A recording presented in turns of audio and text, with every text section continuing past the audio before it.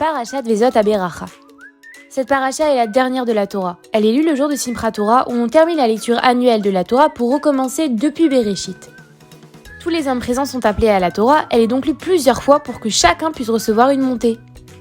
Moshe Rabbeinu va quitter ce monde. À l'image de Yaakov, il bénit les tribus et prophétise pour chacune au regard de ses qualités et des responsabilités qui lui incombent. Moshe Rabbeinu loue Hachem et explique pourquoi Israël a mérité la Torah. Hachem est venu de Séhir et de Paran où il a proposé la Torah aux fils d'Esav et aux fils d'Ishmaël ainsi qu'aux autres nations. Mais les peuples refusèrent, trop d'interdictions pour eux. Hachem va ensuite offrir la Torah à Israël et le peuple accepta immédiatement. Il lui proclama sa loyauté inconditionnelle sans même demander ce qu'elle contenait. Moshe Rabbeinu s'adresse d'abord à Réhouven, qu'il vive dans ce monde et dans le monde futur. Moshe Rabbeinu sait que la tribu de Réhouven sera exilée en premier d'Eretz Israël. Elle a donc besoin d'une bénédiction particulière pour ne pas disparaître parmi les peuples. Yehuda, Moshe Rabbeinu supplie Hachem de le rendre victorieux. En effet, c'est cette tribu qui mènera le peuple lors de la conquête d'Eretz Israël et qui régnera sur lui. Shimon n'est pas mentionné. Selon le Rambam, c'est parce que son territoire était constitué de villes enclavées dans le territoire de Yehuda et il bénéficiait donc de sa bénédiction. Lévi, Moshe Rabbeinu loue leur loyauté dans le désert et leur statut d'enseignant la Torah au peuple. Binyamin, il aura le mérite d'avoir le temple érigé sur son territoire. Selon le Sifri, c'est parce qu'il est le seul à être né en Eretz Israël qu'il n'a pas participé à la vente de Yosef et qu'il a réconforté Yaakov Avinu. Yosef, les tribus de Ménaché et Ephraïm sont bénies ensemble d'un territoire exceptionnellement fertile.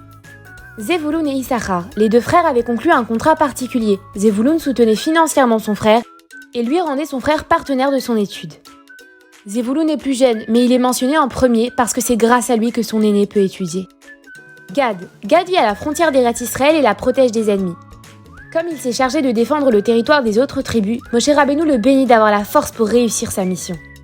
Dan aussi est comparé au lion. Son territoire longe la côte et il est donc susceptible de rencontrer des pirates dans ses expéditions. Naphtali, sa bénédiction porte sur son territoire, très fertile. Asher, cette tribu comptait beaucoup de membres. Moshe Rabbeinu lui souhaite de rester une tribu nombreuse. Elle sera aussi aimée de ses frères parce que ses terres, riches en oliviers, lui permettront de leur fournir de l'huile. Moshe Rabbeinu bénit ensuite tout Israël. « Heureux es-tu Israël, qui est comme toi, tu as été délivré par le Créateur du monde, lui-même. Quelle chance, quel mérite !» Ensuite, Moshe Rabbeinu monte sur le Har Nevo, comme Hachem le lui a ordonné dans la paracha précédente.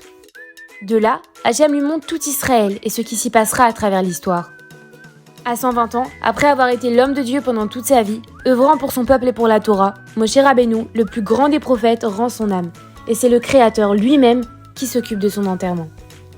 Pendant 30 jours, le peuple d'Israël pleura celui qui les avait fait sortir d'Égypte en tant qu'envoyé d'Hachem et qui avait défendu leur cause auprès de lui sans jamais faillir.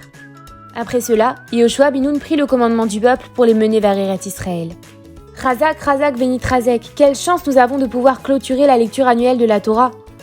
La Torah est la source de vie. Merci Hachem de nous avoir donné le plus merveilleux cadeau qui soit.